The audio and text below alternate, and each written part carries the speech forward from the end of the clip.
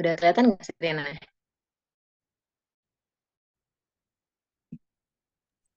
Di saya masih proses sih, Mbak. Mungkin teman-teman lain, Bapak Masih Ibu bisa proses ya? confirm lewat chat.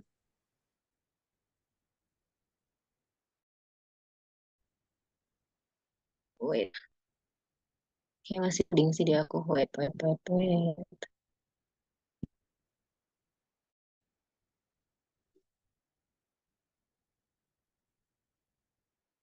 Stop share dulu deh. Aku stop share dulu. Bentar.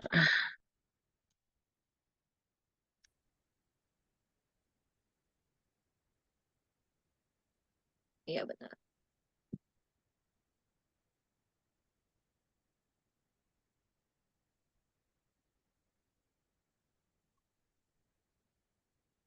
Aku langsung mulai ya. Assalamualaikum warahmatullahi wabarakatuh. Waalaikumsalam warahmatullahi wabarakatuh. Perkenalkan, nama saya biasa dipanggil Mila. Mila aja lah ya, udah. Biar anggap aja akrab aja gitu. Namanya lumayan agak panjang. Terima kasih atas waktunya ya kepada Mas Tio dan teman-teman tim sharing ASN kepegawaian.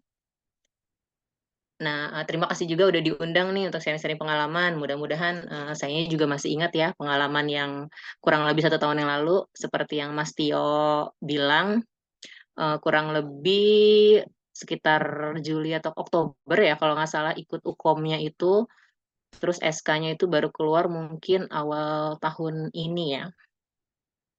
Jadi mungkin soal-soal atau bahan atau apa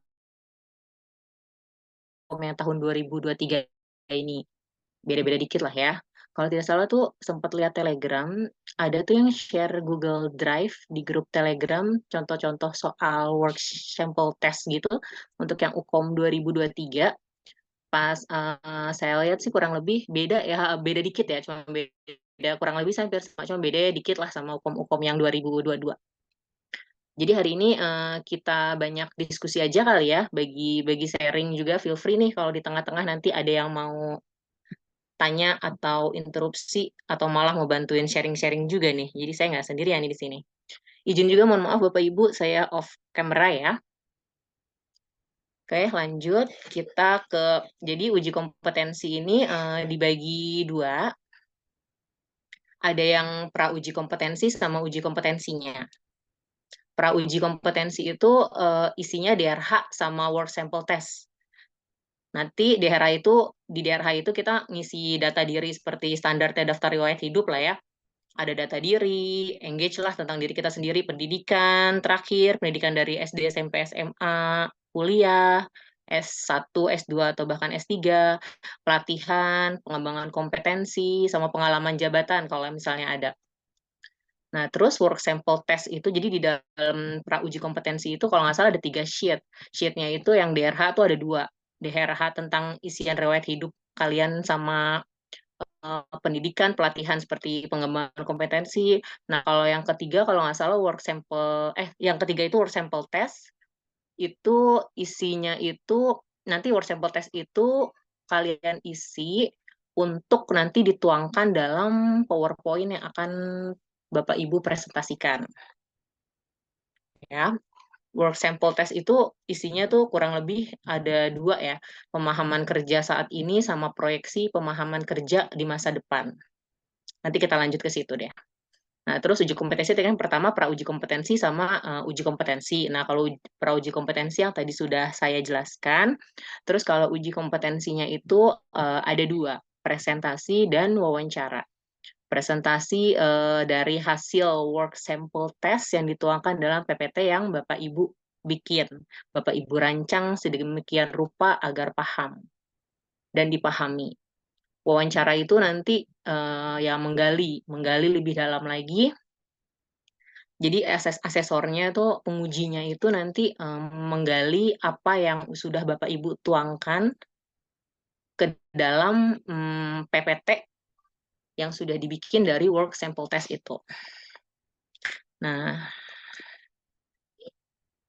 nih jadi nanti itu kurang lebih seperti ini. Tadi saya bilang, yang upload itu daftar riwayat hidup, work sample test, sama situational behavior.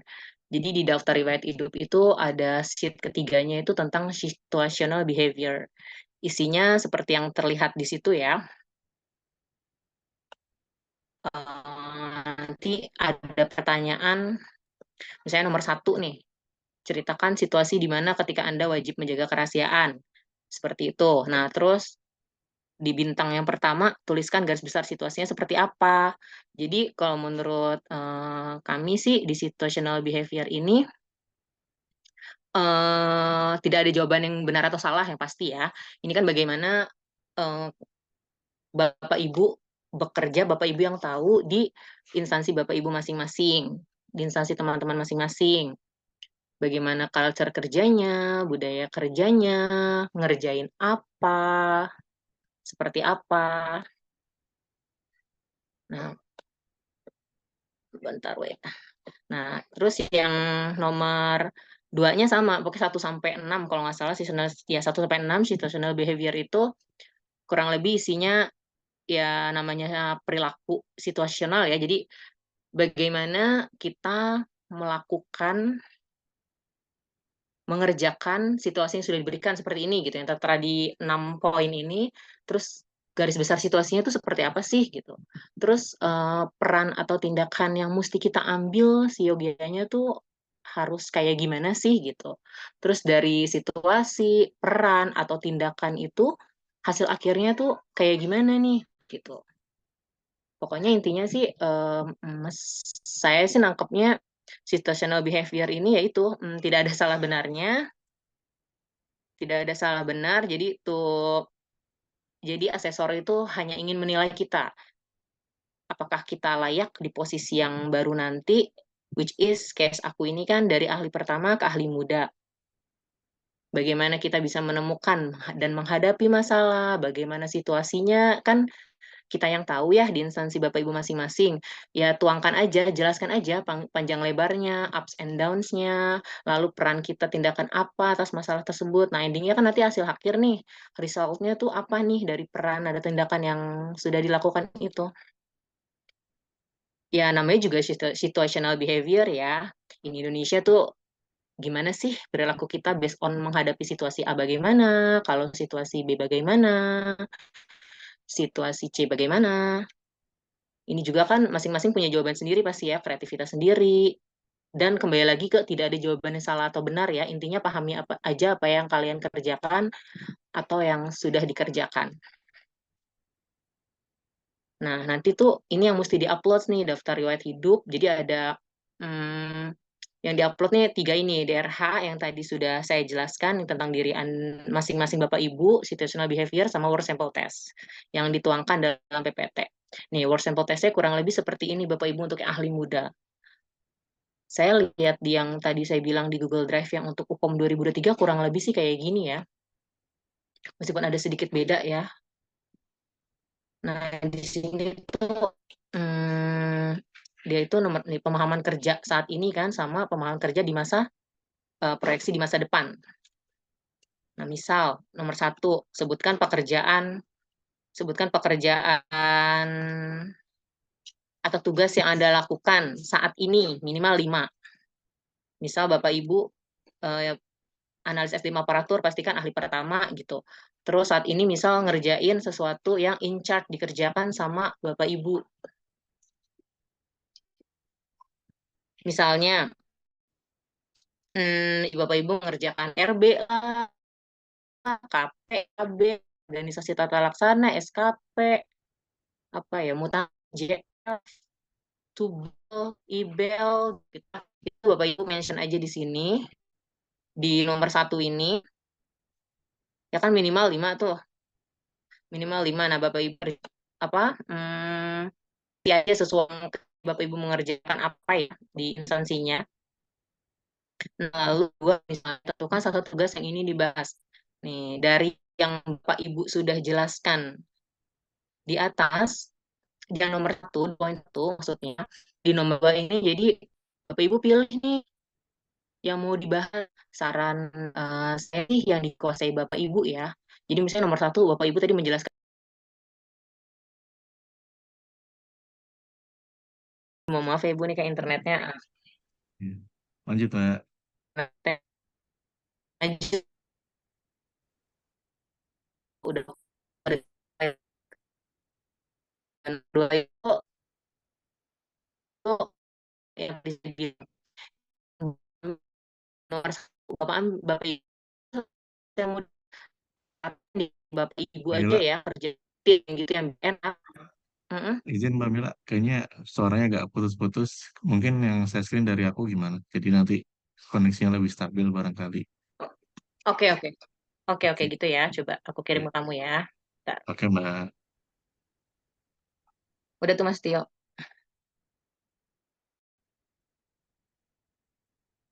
Bentar,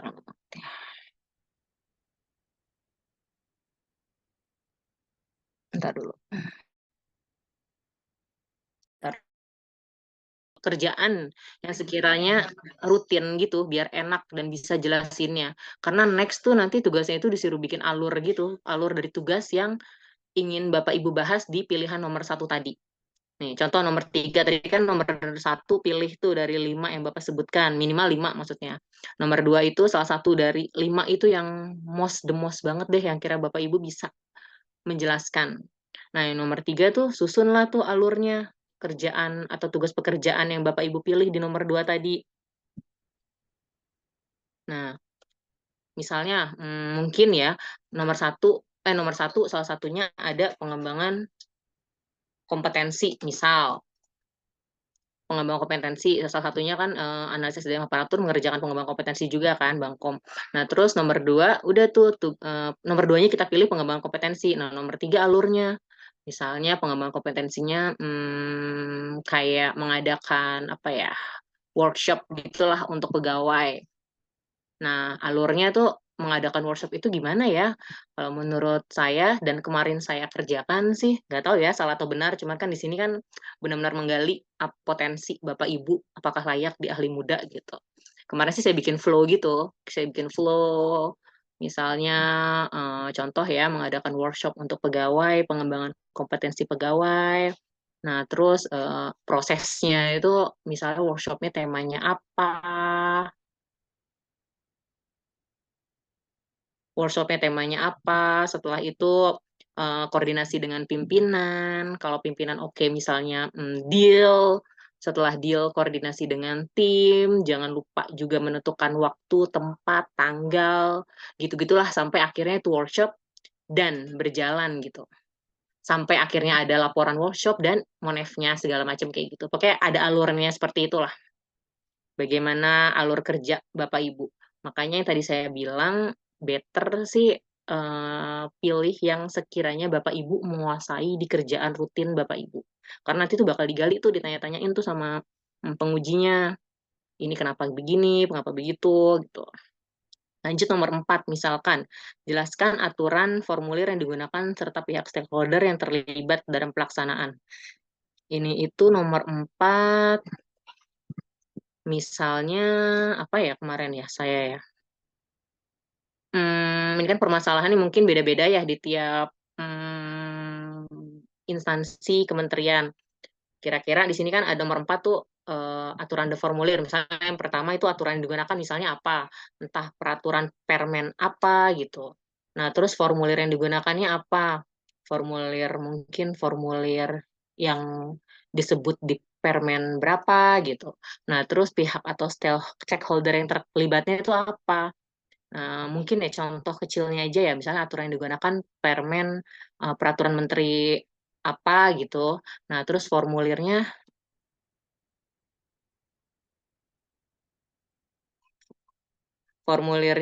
eh, formulir misalnya apa ya monef gitulah tentang monef ya monitoring dan evaluasi. Nah misalnya di aturannya itu ada itu di peraturan menteri apa gitu, misalnya menteri apa ada aturan yang tertera di situ di peraturan kementerian mereka gitu, formulir yang digunakannya misalnya mesti ada monef nih setelah melakukan kegiatan gitu. Nah, terus, pihak stakeholder yang terlibat apa nih, monefnya setelah formulir yang digunakan ini gitu. Ya misalnya, stakeholder yang terlibat Kementerian X-nya, Kementerian B atau internalnya, internal di kementerian itu sendiri gitu. Lanjut nomor 5, nah sebutkan permasalahan yang sering terjadi dalam pekerjaan Anda selama 2 tahun terakhir. Ini kan Bapak Ibu juga lah ya yang tahu. Jelasin aja tuh minimal 3, apalah masalah yang terjadi di dalam pekerjaan selama 2 tahun terakhir. Minimal 3, boleh 4, boleh 5, pokoknya minimal itu 3. Bapak Ibu yang tahu dan nggak ada jawaban salah atau benar. Gali aja di situ. Nomor 6, ceritakan secara detail tentang solusi yang telah dilakukan guna menangani masalah kerja yang Anda alami. Jadi solusinya apa tuh untuk menangani masalah? Gimana bisa, problem solving-nya seperti apa? Bagaimana, melakukan tindakannya, seperti itu. Nah, nomor 7, sebutkan indikator keberhasilan dari solusi yang Anda lakukan. Yaudah indikator keberhasilannya apa dari, solusi yang udah dilakukan itu. Masing-masing beda-beda juga lah ya, tiap, orang, tiap pegawai pasti punya masalah dan bukan masalah hidup ya, semua orang juga punya masalah hidup nih, masalah terkait pekerjaan ya Bapak Ibu ya. Nah terus, apa, tadi itu indikator keberhasilannya oke tadi ya, apa indikator keberhasilan untuk menangani masalah itu, Bapak Ibu punya, misalnya, menyarankan begini gitu, maksudnya jadi berhasil untuk, menyelesaikan masalah yang dihadapi. Nah, terus yang B nih, yang B itu tadi kan yang A kan, kegiatan pemahaman kerja saat ini, yang B ini proyeksi pemahaman pekerjaan masa depan. Sama juga ya, di sini tuh penguji, asesor, penilai itu hanya ingin melihat dan menilai kita, apakah kita layak nih di posisi yang baru nanti, which is case kali ini kan dari ahli pertama ke ahli muda. Jadi kembali lagi ya, tidak ada jawaban salah atau benar. Jadi, kerjain aja kerjain aja sesuai, yang Bapak Ibu, kerjakan dan Bapak Ibu pahami, yang paling penting sih pahami ya, karena kan nanti tuh bakal digali banget sama asesornya. Nah, misal nih nomor 1, proyeksi pemahaman pekerjaan masa depan. Sebutkan satu pekerjaan tugas yang telah Anda lakukan sesuai dengan jenjang jabatan analis kepegawaian ahli muda dalam kurun waktu 1 tahun terakhir. Nah, jadi, waktu itu pertanyaan ini saya langsung mikirnya, apa ya, singkatnya ya, apa ya pekerjaan yang waktu saya masih ahli pertama kan, apa ya pekerjaan yang kira-kira saat ini saya kerjakan, tapi ternyata itu kerjaannya ahli muda gitu. Gimana caranya, waktu itu kan masih tahun lalu tuh masih pakai butir kegiatan ya, kalau mau apa, angka kredit. Nah, aku lihat tuh di mana, di butir kegiatan, kerjaan ahli muda apa sih yang selama ini ternyata saya kerjakan gitu, yang selama ini udah pernah kita handle. Nah, dari situ kita tulis aja tuh, selama ini tuh kita udah ngerjain ini yang harusnya ahli muda, tapi kita masih ahli pertama, kita udah ngerjain gitu. Dan kita tuh mampu gitu berhasil dalam mengerjakannya, pekerjaannya si ahli muda maksudnya. Terus dapat kerjaan baru nih gitu. Nah, apa, pokoknya nomor 1 itu kurang lebih kayak gitu ya, Bapak Ibu. Jadi maksudnya, asesor itu atau penguji tuh pengen tahu tuh, kalian layak nggak sih di ahli muda? Kalian sebenarnya pernah nggak sih ngerjain kerjaan ahli muda gitu?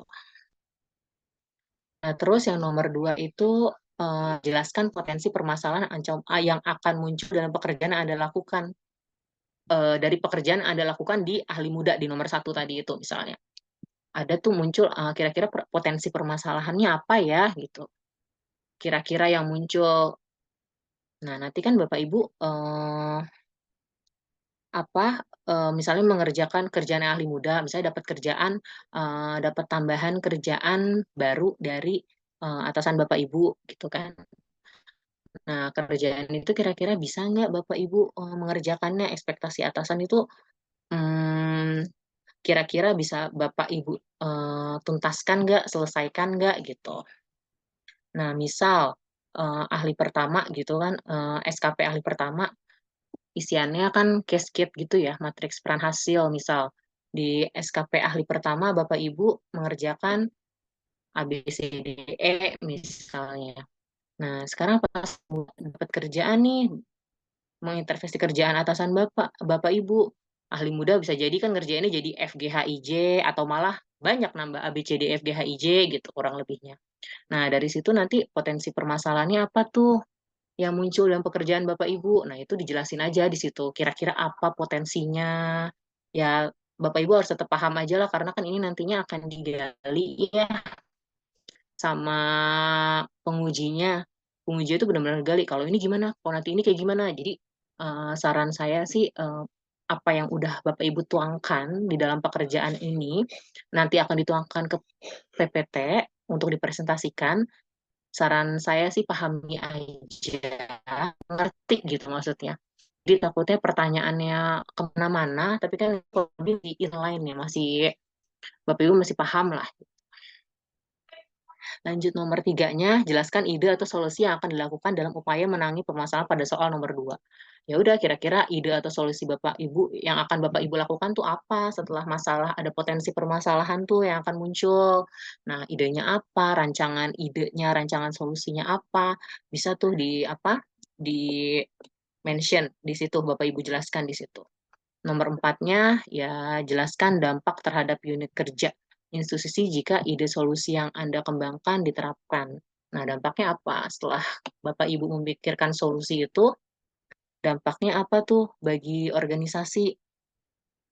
Misal, apa, Bapak Ibu ada permasalahan ini, Bapak Ibu menuangkan ide ini gitu. Dampaknya ternyata baik ya di organisasi saya, berjalan ya gitu. Apa yang saya kembangkan rancangan idenya itu akhirnya bisa ya, berdampak ya pada unit kerja, di instansi kami gitu, di unit kerja kami gitu maksudnya. Ya jadi, tetap aja sih, apa namanya, mmm, melihat melihat apa asesor atau penguji melihat apa yang Bapak Ibu lakukan di unit kerja, bagaimana menangani masalah, potensi masalah, atau, ide-ide kreativitas solusi gitu yang Bapak Ibu bisa, apa, tuangkan gitu. Intinya sih, yaitu yang tadi saya bilang, pahami aja apa yang Bapak Ibu kerjakan, lakukan, dan tuangkan. Nah, dalam PPT-nya nanti Bapak Ibu bisa menjelaskan dengan baik gitu, tidak ada salah benarnya, tidak ada salah benarnya, pokoknya tetap asesor itu, ingin melihat apakah Bapak Ibu layak di posisi ahli muda gitu.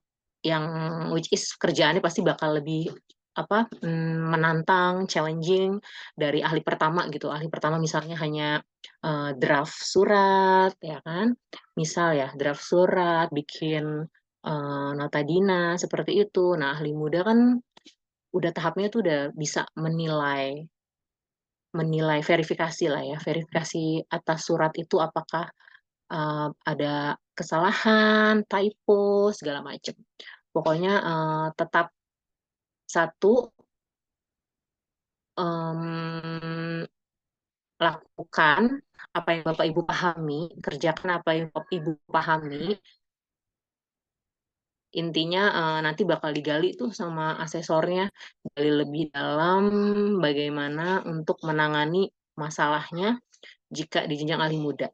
Mungkin kalau yang ahli madya itu lebih tinggi lagi kan, tingkatannya, ini masih ahli muda, masih di middle ya, dari ahli pertama ke ahli muda. Itu sih kayaknya next kayaknya udah ya Mas Tio itunya, slide-nya. Saya juga lupa. Next slide-nya apa? Kayak udah ya. Ya kan udah. Ya kurang lebihnya begitu ya Bapak Ibu. Kurang lebihnya mohon maaf kalau misalnya penjelasannya masih kurang. Bisa kita sharing pertanyaan, feel free mau nanya apa aja gitu ya. Aku mau pantun nih, boleh ya? Potong bebek angsa, masak di kuali. Sekian dari Mbak. saya dan terima kasih. Luar Lagi dong, biasa. sekali lagi, sekali lagi. Boleh, Mbak. Silakan, Mbak. Mbak Ayu, baik. siapa yang punya. Semangat yuk yang mau naik jenjangnya. Wabillahi taufiq wal hidayah. Wassalamualaikum warahmatullahi wabarakatuh. Waalaikumsalam warahmatullahi wabarakatuh. Luar biasa. Terima kasih Mbak Mila atas penjelasan. Semoga Bapak Ibu bisa mengerti ya atau sedikit mengambil informasi yang tadi disampaikan. Mungkin sebelum ada pertanyaan, izin Mbak Mila saya mau menambahkan. Kebetulan saya sama Mbak Mila ini Boleh. satu instansi dan juga kita satu angkatan untuk UKOM ya Mbak ya. Betul-betul. Eh, Kalau yang saya waktu itu lakuin, ini singkat ya, sedikit terkait dengan situational Iya, iya. behavior ini Ayo kan, sharing, Mas. ya, terkait dengan situational behavior ini kan ada ada kata kunci ya, misalnya penjaga kerahasiaan berkaitan dengan kewenangan jabatan. Lalu yang kedua misalnya dalam pemberian pelayanan, terus melaksanakan tugas dengan kualitas terbaik. Ini saya mikir-mikir waktu itu, ini kayaknya ada di standar kompetensi deh. Terus akhirnya saya mencoba untuk Mm. membaca Permenpan nomor 38 tahun 2017, entah itu masih berlaku apa enggak sampai sekarang, tapi kelihatannya cukup relevan untuk jadi patokan ya. Misalnya tadi saya balik dulu ke sini terkait dengan menjaga kerahasiaan. Ada nggak ya menjaga kerahasiaan?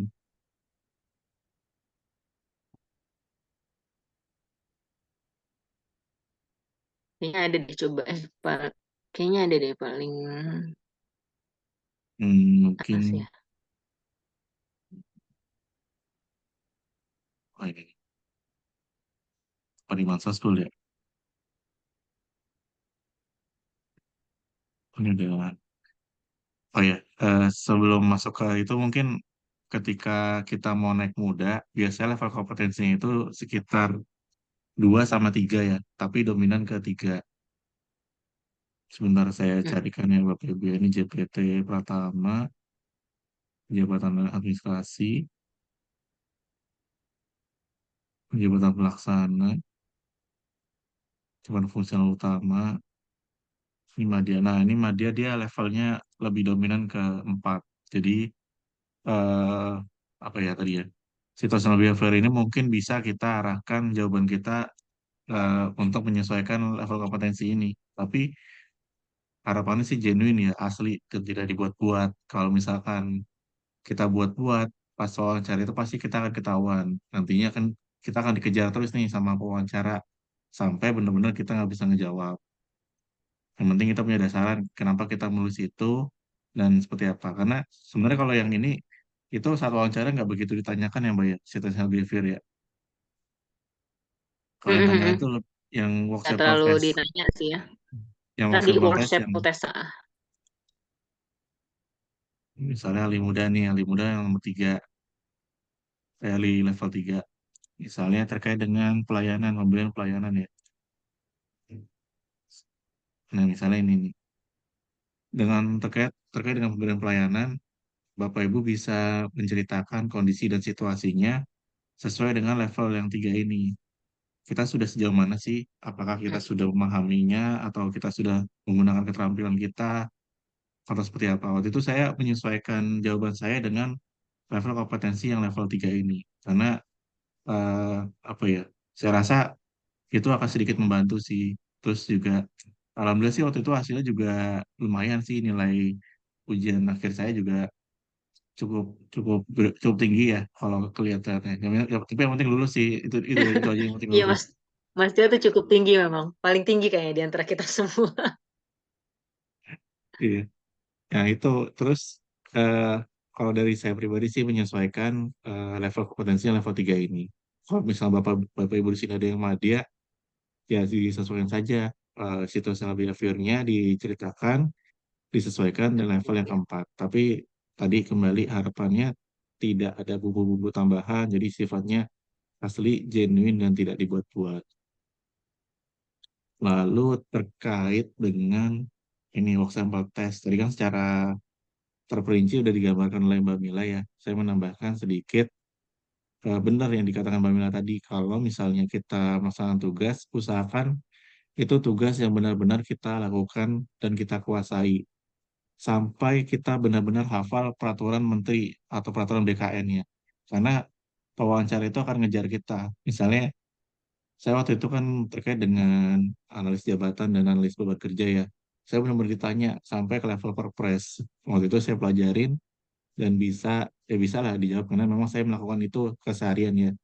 Jadi Bapak Ibu hati-hati jangan sampai menuliskan, misalnya di sini tulis 5, Bapak Ibu menuliskan 10. Itu silakan saja Bapak Ibu asal Bapak Ibu menguasai. Tapi kalau boleh 5 itu sudah cukup dan Bapak Ibu menguasai. Sehingga nanti yang ditanya adalah hal yang seputar yang Bapak Ibu tuliskan. Dan kalau Bapak Ibu menyampaikan satu wawancara, kan wawancara itu PPT-nya dari sini ya, work sample test. Itu PPT-nya jangan terlalu banyak, usahakan PPT-nya dibuat menarik.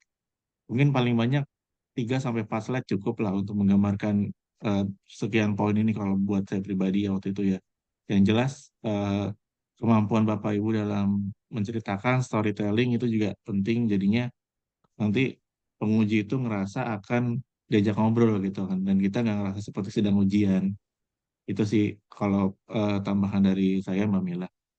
Mungkin kita beralih ke Iya, pertanyaan yang masuk ya. betul. Saya stop share dulu. Mm-mm. Oh, belum ada pertanyaan yang masuk ya. Gimana Mbak Mila? Mungkin ada tambahan sambil kita nunggu pertanyaan yang masuk, barangkali. Iya, setuju sama Mas Tio tadi ya. Pokoknya harus paham banget, memahami. Karena emang benar pasti bakal dikejar. Tahu dari mana nih? Peraturan apa nih? Gitu.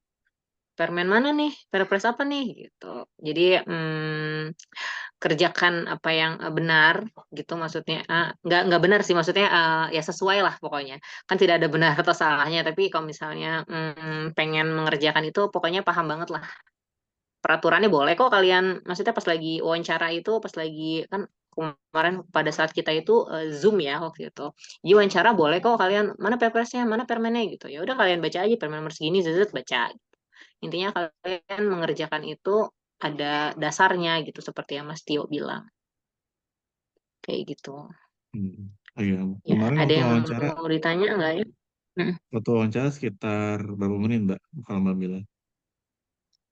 Kalau nggak salah 45 menit presentasi sama diskusi nggak sih Mas Tio nggak nyampe sejam kok ya kan ya Oh iya iya. nggak Tapi nyampe waktu itu kalau nggak salah 45 menit. presentasinya tuh singkat banget, cuman berapa menit tuh? 10 menit apa 15 menit kalau nggak salah. Iya, pokoknya bener-bener bener. Pokoknya presentasinya singkat banget. Yang banyak tuh ya itu Yang jawab gitu. ditanya-tanya ini ya, di diskusi gap interviewnya itu banget lah pokoknya. Bener-bener dikejar-kejar lah kitanya. Itu sih, itu dia. Ya asesor pasti kan penguji itu pengen tahu kita layak nggak di posisi muda. Kamu bisa nggak nanti di posisi muda gitu. Gitu aja sih. 45 menit Iya. kok kalau nggak salah. Itu sudah sama presentasi ya, sama diskusi. Tapi biasanya juga wawancara Ini nggak ada kayak yang mau nanya nih. belum kayaknya nih Mbak. Kayaknya info Iya juga ya. wawancara itu juga ada tipikal yang kemarin sih aku ada wawancara yang cukup ini ya, cukup strict dengan status dan kedudukanku kan. Kalau sebenarnya kan PNS baru ditanyain, Mm-mm. kok kamu bisa uji kompetensi gitu kan. Terus saya jawab filosofinya, saya uji kompetensi karena saya daftar, saya lolos berkas, dan saya sekarang UKOM gitu kan. Urusannya saya Mm. PNS baru atau gimana ya, ya gitu. Itu sudah urusan BKN nih, bukan saya yang minta untuk ujian. Itu sih kalau aku Betul. sih itu. Terus ada juga pewawancara yang dia apa ya ngejar banget sampai benar-benar kita nggak bisa ngomong apa-apa lagi. Tapi kita harus punya keyakinan yang kuat bahwa itu sesuai dengan aturan yang berlaku gitu loh. Jangan sampai kita keluar opini pribadi. Kalau misalkan kita keluar opini pribadi, usahakan itu nggak melenceng jauh dari yang peraturan tadi. Ataupun pengalaman Bapak Ibu misalnya ikut webinar, saya ikut webinar ini, ikut sosialisasi ini, itu mungkin akan sedikit membantu, sedikit menggambarkan bahwa Bapak Ibu aktif loh ikut kegiatan-kegiatan yang sifatnya pengembangan kompetensi. Atau mungkin Bapak Ibu di sini yang apa ya, yang penyetaraan ya. Itu saya sih ada ya di JF lain yang ikut penyetaraan beberapa kali UKOM itu belum berhasil untuk lulus. Tipsnya mungkin dilihat yang tadi Bapak Ibu kompetensinya disesuaikan dengan levelnya. Kalau muda ketiga, kalau dia keempat dan lain sebagainya. Ini sebenarnya ada, ya Pak Kasih Adi, terima kasih. Ini sangat bermanfaat bagi kita. Sama-sama Pak.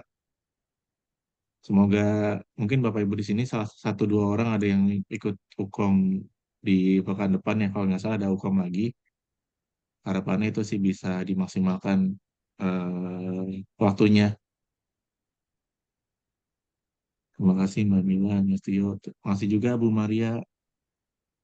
Ada yang mau bertanyakan mungkin Bapak Ibu?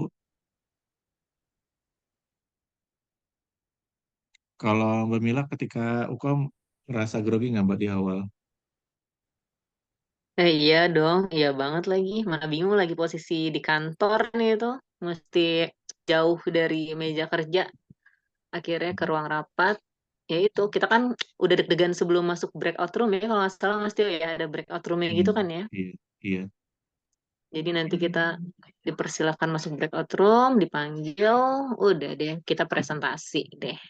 Ya deg-degan cuma satu orang ya kalau nggak salah ya, Mas Tio ya. Saya juga lupa lagi satu orang ya pengujinya ya. iya. Pengujinya satu orang. Waktu itu aku asesor Madia. Iya, Ibu-ibu sih waktu seperti itu aku itu. lupa namanya. Iya ya, saya juga ibu-ibu sama.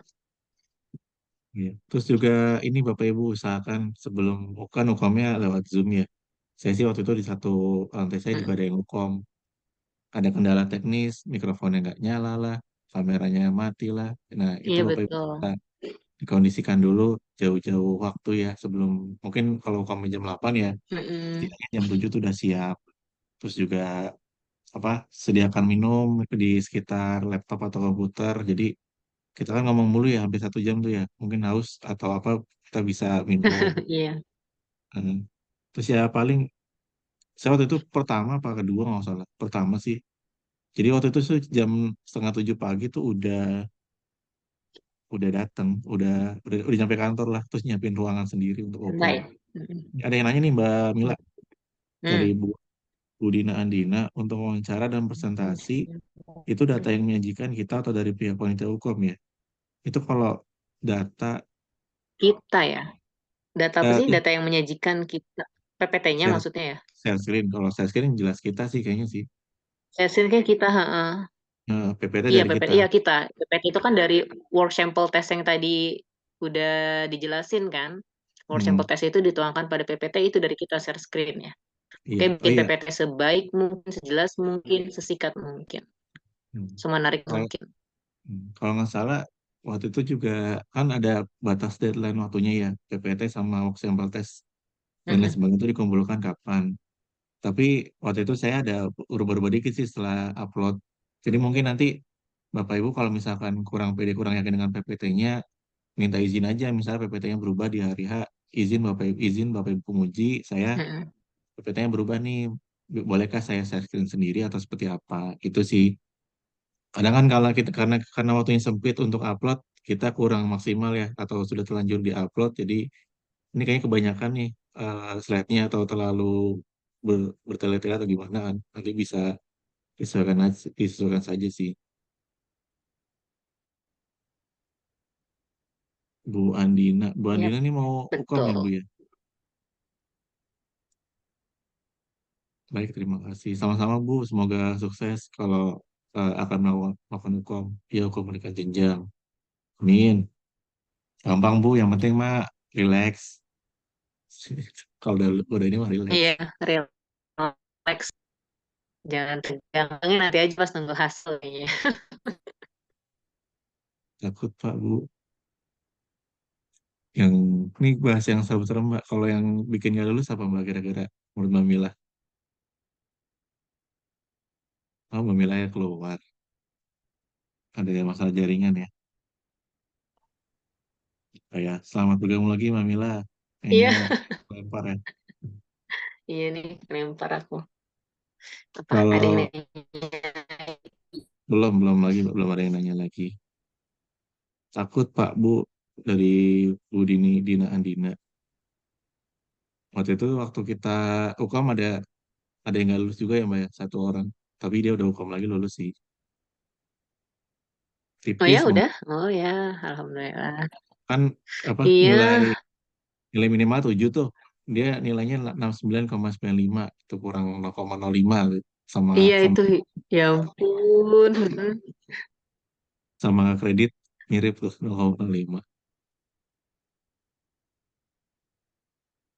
Terus akhirnya dia ukom lagi Betul. lulus. Mas Tio tinggi nih kalau nggak salah.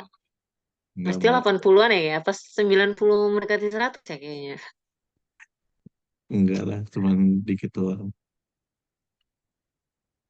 Ini ada ini ada yang apa? Username-nya masih menggunakan ini kayaknya.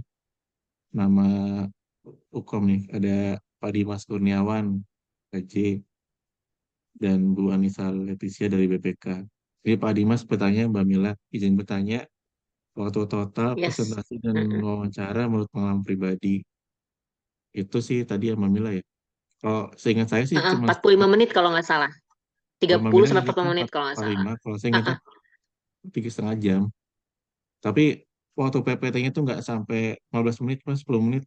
Iya, Saya PPT itu 10 menit. Kalau nggak salah presentasi itu 10 menit. Nah, deep interview-nya itu yang lumayan agak lama banget ya. hmm, iya. Oh ya nih Bu Jamila yang Madia, saya juga kemarin ada apa pengalaman dari temen yang ke Madia sih.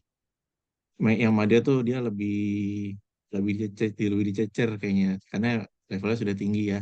Dan level Madia itu kan biasanya level paling tinggi di instansi.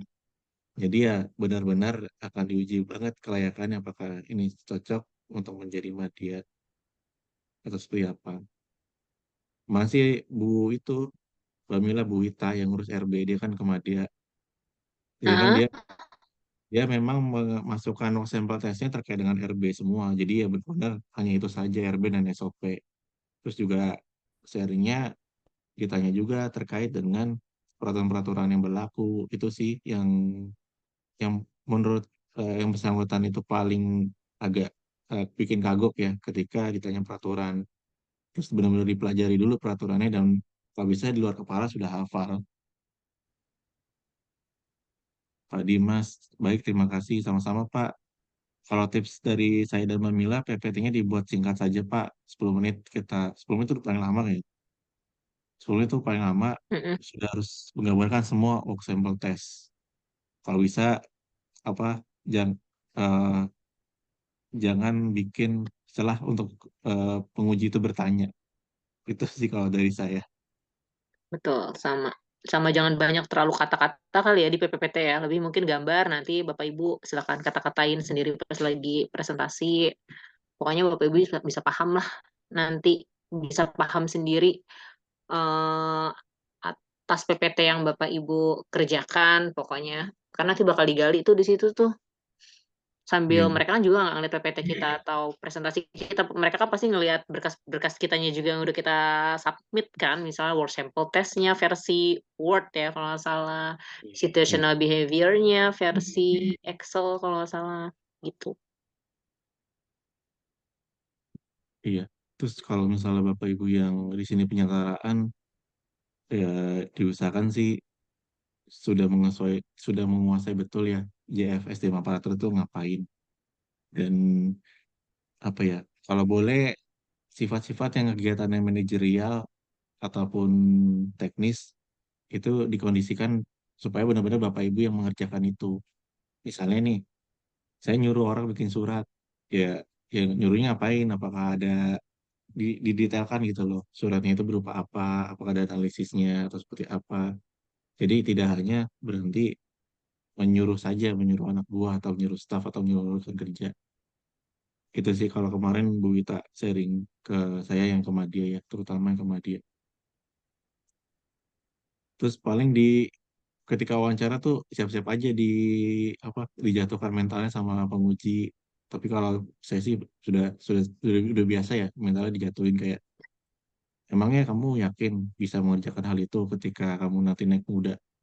Itu kan mungkin kalau kita dengar sekali kan kayaknya wah ini gimana nih ya? Saya yakin nggak ya? Ya, ya Bapak Ibu harus yakin, yakin dengan menjawabnya itu juga harus yakin.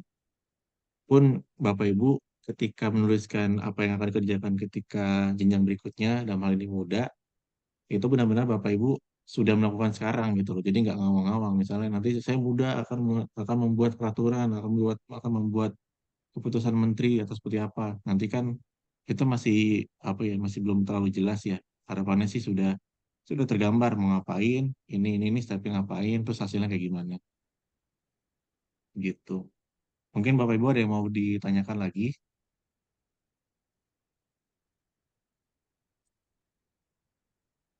Kalau misalkan belum atau seperti apa, Mas Pian Bungas barangkali mau ada tambahan Mas, apa udah nyampe rumah?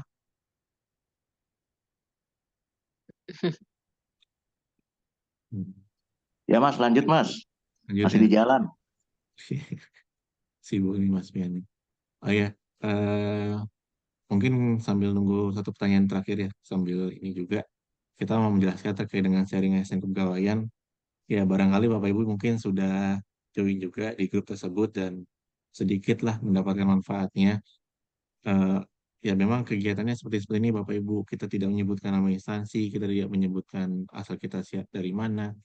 Tapi yang terpenting adalah ilmu itu yang bisa kita bagikan ke orang lain, sehingga kita eh, bisa apa ya, mendapatkan sedikit pengetahuan kita.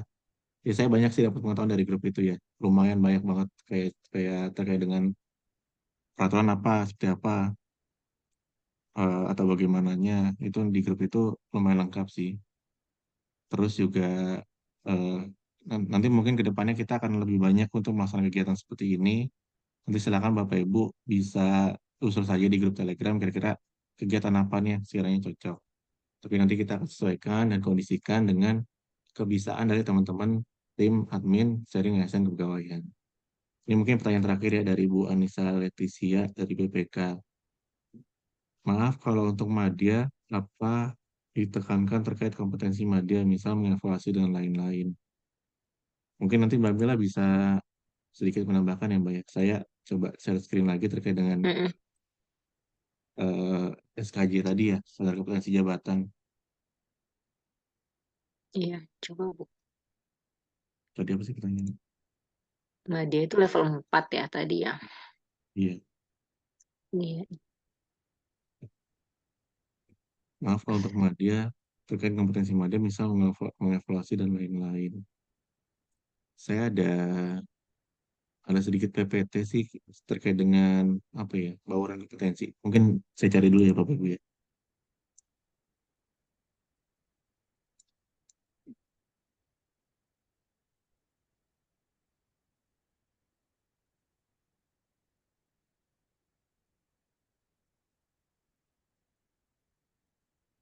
Ibu Anissa izin nih, mungkin kalau Madia ya sesuai tadi yang ada di peraturan ya, di peraturan apa tadi yang Mas Tio share. Mungkin ada di situ kali ya untuk kompetensi Madia itu kan di level 4. Nah, mungkin nanti bisa juga tuh ditekankan terkait kompetensi Madia, misal mengevaluasi dan lain-lain gitu. Kalau di muda kan tidak sampai situ ya, karena level kita cuma sampai level 3 ya, kalau salah muda itu. Nah, kalau Madia mungkin lebih itu lagi ya, lebih advance lagi lah. Penggalian nanti depth interview-nya atau pengerjaan work sample test-nya kalau ada, sama situational behavior juga kalau ada, mungkin lebih advance lagi daripada kita-kita yang kemarin ke muda. Itu aja sih. Hmm. Nih, mana tadi? Bentar, belum dibuka. Saya harus potong dulu karena ada identitas instansi saya. Nah, ini Bapak Ibu, kalau misalkan masih loading ya, saya screen-nya ya. Kalau misalkan yang saya pelajari, baik secara teori ataupun praktikalnya, ketika level Madya itu levelnya di level 4. Dia sudah levelnya sudah ini nih, mempertimbangkan, menilai, membandingkan, menyimpulkan, mengkritik, dan juga sini nih, dia levelnya sudah di level 4. Jadi, eh, apa ya, usahakan aktivitas yang kita tuliskan ya terkait dengan hal ini. Dan sifatnya dia sudah bisa harusnya memberikan rekomendasi perbaikan ya, kira-kira seperti apa. Itu.